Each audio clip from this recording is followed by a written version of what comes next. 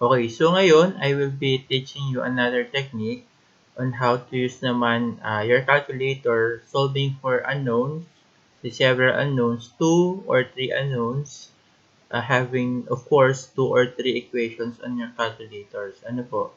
So, for example, I will we have 2 unknowns, ano po, and you come up with an equation like this. Say, we have 3a uh, plus 2b is equal to -5.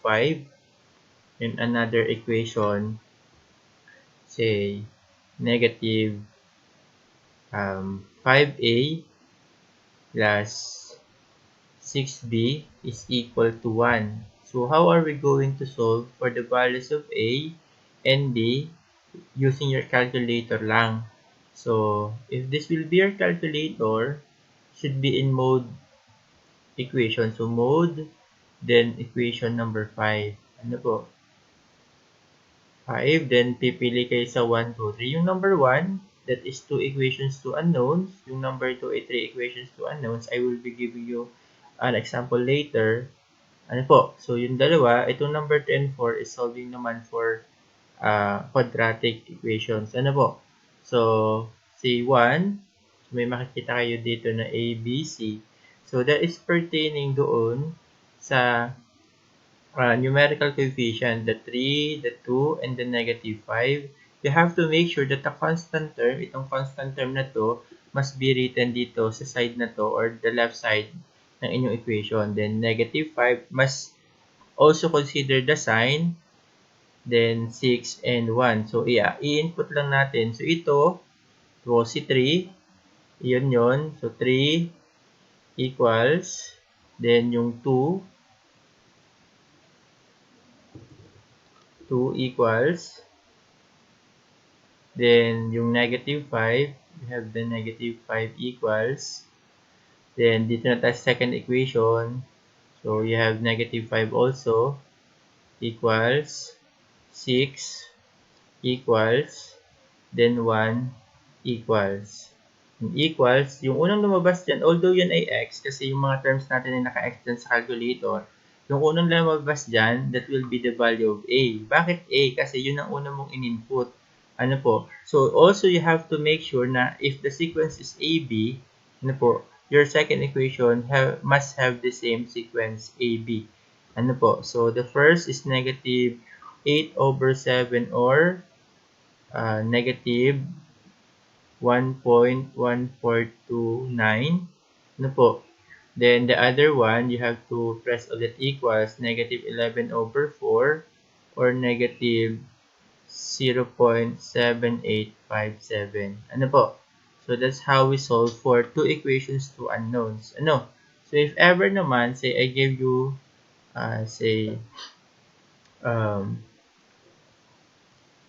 A minus 3B plus C. So, we have 3 equations, 3 unknowns equals to 0. Say, negative 5A plus 6B o C plus 7B is equal to 5. Ano po? Pagka ganyan na, ano po, better siguro na i-arrange na siya. If your arrangement na i-consider is ABC, arrange na lang siya as ABC din ito. Ano po? So, better ni arrange nyo to 7B plus 6C. Ano po? 7B plus 6C. So, yung lahat ng coefficient, ano po, yung constant value pala, ay nasa right side. Then, another one, you need 3 equations because we have 3 unknowns, A, B, and C. So, halimbawa, meron tayong 2A minus B is equal to -3. Ano po? Wala si C. So, kung wala si C, ibig sabihin 0 yon. So, sa calculator natin, mode, 5 ulit, equation, ano po? Then, since we have 3 unknowns, you have to choose yung number 3. Ay, number 2 rather. So, 2. So, input nyo lang ulit. Kung siya ay A, ano po? Kailangan yun ay 1 ang ibig sabihin. So, input 1 equals -3 So, negative 3 equals C. So, yun ay may 1 doon. So, yung 1 na yun ay, sorry, nag-syntax error tayo. Oh, so, that will be, sorry, that's 1. Ulit na lang. Ano po? So, 1 equals, then negative 3 equals 1 sa C equals 0.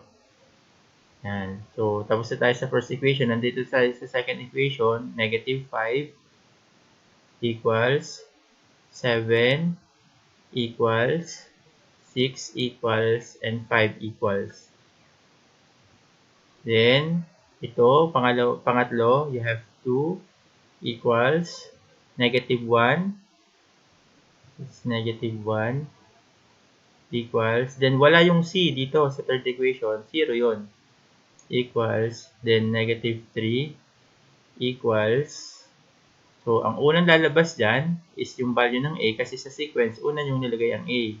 Then sunod, so you have A. So if that is in fraction, okay lang. Your B and your C. So yung susunod na lalabas dyan ay B kasi sa sequence nyo, kasi pwede naman ito mag-rumble. Pwedeng unahin nyo si C. Ano po, yun nga lang, you have to make sure na kung anong sequence ng first, same with second and third dapat. Ano po. Then, the value of your B, which is y dun sa inyong Calcu, is 23 over 39. And lastly, po, so yan, J is 1 over 39. Actually, you can use this using your, on your circuit subjects. Ano po. So, magagamit nyo yan. So, apply natin dun sa ating example. Dati, ano po, ito ata yun. So, hindi ko na siya solve. Remember this example. Ano po, kung naalala nyo po itong example na to, na sinolve natin, ano po, so, nag-come up tayo with some equations dito. Sa equation number 1, at saka sa equation number 2. Yun nga lang, pinindot ko ito sa calculator nyo before, pero since wala akong calculator sa screen, baka hindi nakasunod yung iba. So, pindutin ulit natin siya. So, you have equation, mode. So, mode 5. So, we have, how many unknowns do we have here? Dalawa. Sa cities of A at saka cities of B. Ano po? So, kailangan yung number 1 ang piliin natin. Yan. So, alin dito yung mag-a-act ng mga coefficient natin? Ang mag-a-act ng mga coefficient natin dyan is ito. Kasi ito yung unknowns natin. Ano po? Cities of A at saka cities of B ang unknowns natin. So, mag-a-act na value natin din or numerical coefficient is si cosine, ito, at saka ito. So, pwede mo siyang pindutin ng buo sa calculator lahat. Ano po? So, sa equation 1 is cosine 45. So, cosine 45. Make sure nga pala, your calculator is in degree mode. Ano po? Equals. Then, cosine 60 equals. Then, yung constant yun na 294.3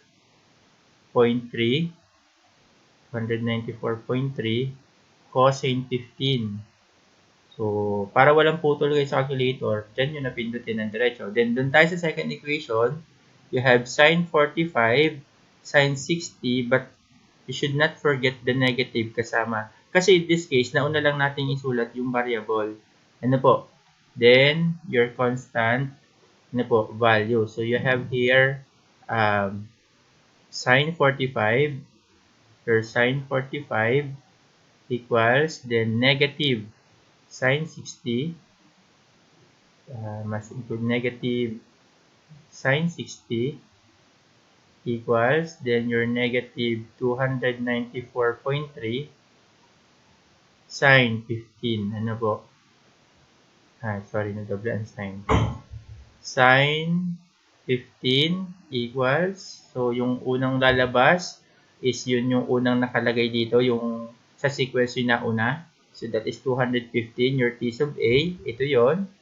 And yung sunod yung equals, yun yung pangalawa sa inyong sequence, ano po, which is 263.8622. Ano? So, ganun lang ginagamit ang ating calculator. Kailangan nyo lang siya practicein. Ano?